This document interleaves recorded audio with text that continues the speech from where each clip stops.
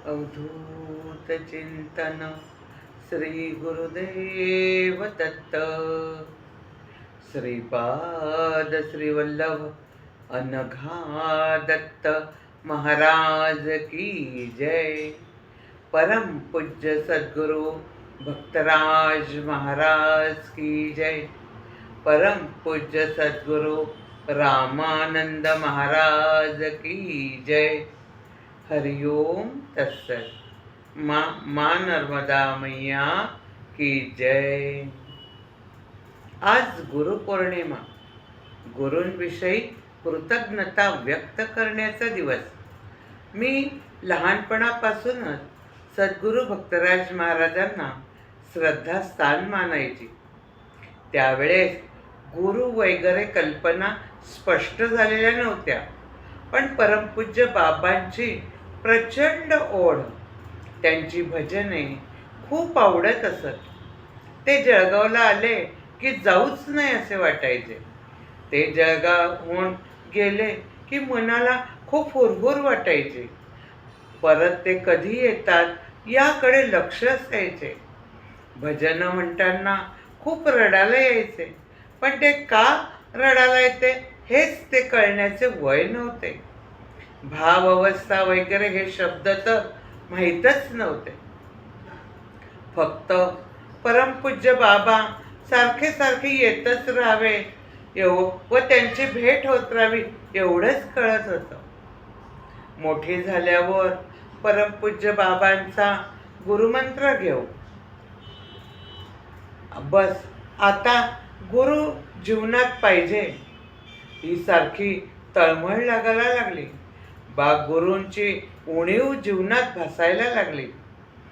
गुरु असं म्हणतात की आपली तळमळ आणि आपली पात्रता आली की गुरु आपल्याला शोधत येतो आणि आपल्याला गुरुमंत्र मिळतो। योग्य वेळ आल्यावर आपण परमपूज्य बाबांना सांगू की बाबा मला गुरुमंत्र घ्यायचा आहे हो बाबा। पण त्याच्या आतच बाबांनी देह ठेवला। परमपूज्य बाबा इतक्या लवकर देह ठेवतील असे कधी स्वप्नातही वाटले नव्हते।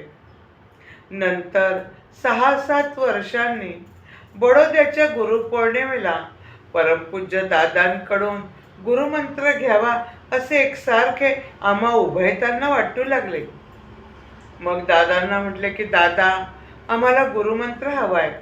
दादा म्हणले पुढच्या वर्षी गुरुपौर्णिमेला, पुण्याच्या गुरुपौर्णिमेला या, तिथे तुम्हाला मी जरूर गुरुमंत्र देईन। आम्ही पुण्याच्या गुरुपौर्णिमेला गेलो तेव्हा 2002 मध्ये आम्हाला उभयतांना, वकील साहेब व मी विद्या मुजुमदार, आम्हाला दोघांनाही गुरुमंत्र मिळाला। परमपूज्य बाबा व परमपूज्य दादा काही वेगळे नाहीत, एकच नाण्याच्या 2 बाजू आहेत, नवे नवे एकच बाजू आहे। परमपूज्य रामानंद दादांविषयी सांगायचे झाले तर 20 ऑक्टोबर 1924 रोजी गोदातटी नाशिकात आपल्या दादांचा जन्म झाला। त्यांचे शिक्षण, नोकरी, विवाह वगैरे सर्व गोष्टी त्यांच्या चरित्रात रामानंद माझा भक्तराज साई या ग्रंथात दिलेलेच आहे। ते आपणा सर्वांना माहीतच आहे। त्यांच्याविषयी मी अज्ञानी काय बोलणार, परंतु अज्ञानी बालकांची सेवा ही गोड व्हावी, सुकले जरी मी देवा मजवर कृपा करावी, सुकले जरी मी देवा मजवर कृपा करावी। या भजनानुसार 2 शब्द सांगण्याचा हा वेडा प्रयत्न करत आहे। परमपूज्य बाबा व परमपूज्य दादा तसे पाहिले तर गुरुबंधू होते, परंतु दादांनी परमपूज्य बाबांना नेहमी श्री सद्गुरू अनंतानंद साई गुरु माऊली म्हणजे मोठे बाबाच मानले. त्यांनी त्यांचा शब्द खाली पडू दिला नाही. ही केवढी मोठी गोष्ट परमपूज्य दादा आपल्याला शिकवून गेले. परमपूज्य दादा विनयशील, बुद्धिमान, राजनीतिज्ञ, संघटन कुशल होते. त्याचप्रमाणे धार्मिक, निष्ठावान, कष्टाळू, प्रेमळ, संघटन कुशल, नीतिमान, सुशील, राष्ट्रभक्त तसेच रामभक्तही होते. परमपूज्य भक्तराज महाराजांचे तत्वज्ञान जगासमोर आणण्यात रामानंद महाराजांचा सिंहाचा वाटा आहे. स्वतः बाबाच म्हणायचे, मला पाहायचं असल्यास रामजीत पहा. काय योगायोग बघा ना. बाबांचे कुलदैवत राम, दादांचे कुलदैवत हनुमान. रामापुढे ज्याप्रमाणे गुडघे टेकून हात जोडून हनुमान दाखवितात, त्याप्रमाणे बाबांसमोर दादा कायम नम्रतेनेच राहिले. सावलीप्रमाणे सतत बरोबर. गुरुंची भक्ती कशी करावी हे शिकावे तर दादांकडूनच. नारदांनी जी भक्तिसूत्रे सांगितलेत त्यातील परमप्रेम स्वरूपा आणि अमृत स्वरूपा अशी भक्ती परमपूज्य दादांकडूनच शिकावी. श्री समर्थ म्हणतात तसे, संसार दुःखे दुखवला, जो त्रिविध तापे पोळला, तोची अधिकारी झाला परमार्थाविषयी. परमपूज्य दादांना दम्याचा विकार होता. प्रवास करून त्यांच्या पायावर खूप सूज यायचे. तरी बाबांचा वसा त्यांनी अव्याहतपणे शेवटच्या क्षणापर्यंत चालूच ठेवला. ते म्हणायचे, पायाचे भोग भोगतो मी, बाकी चांगला आहे. संसारी असुनी देह चित्त राखो चरणासी, असे सतत त्यांचे चित्त बाबांच्या चरणाशी होते. सतत बाबांच्या चरणाशी असणारे दादा शेवटी 11 मार्च 2014 दादांनी देह ठेवला. आणि देह ठेवल्यावर देखील गुरु मंदिराची पायरी बनूनच राहिले. परमपूज्य दादांचा परमपूज्य बाबांविषयी पूर्ण समर्पण भाव होता. परमपूज्य बाबांनी देह ठेवल्यावर त्यांनी भ्रमण, भजन, भोजन ही त्रिकुटी व्यवस्थित जपली. परमपूज्य दादांचं शेवटचं मोठं कार्य परमपूज्य बाबांचे समाधी मंदिर तयार करणे हे कधीच विसरता येणार नाही. देहपातानंतर ज्यांचे कार्य चिरंजीव स्वरूपात राहते यालाच अमृत स्वरूपा म्हणतात. उदाहरणार्थ भगवंत आणि अर्जुन परस्परांना एवढ्या सखोलपणे जाणत होते. मग ते दोघे एका समान पातळीवर आले, तेव्हा भगवंतांनी तो भाव अर्जुनाच्या मनामध्ये ओतला. ये हृदयीचे ते हृदयी घातले, तसे परमपूज्य बाबांनी केले. शिष्याच्या ठिकाणी आपल्या गुरूंविषयी श्रेष्ठ भाव असावा लागतो. आपल्या गुरूंविषयी अपार श्रद्धा, प्रेम, त्यांना आवडत असलेल्या गोष्टी, त्यांनी जपलेली तत्वे आपल्या आचरणात आणली गेली पाहिजे. आपल्या गुरूंना काय आवडत होते, आपण कोणतेही कार्य किंवा गोष्ट करत असताना श्री गुरु पाही माम ही जाणीव असली पाहिजे. गुरु हे तत्व आहे, ते नेहमी जपलं पाहिजे.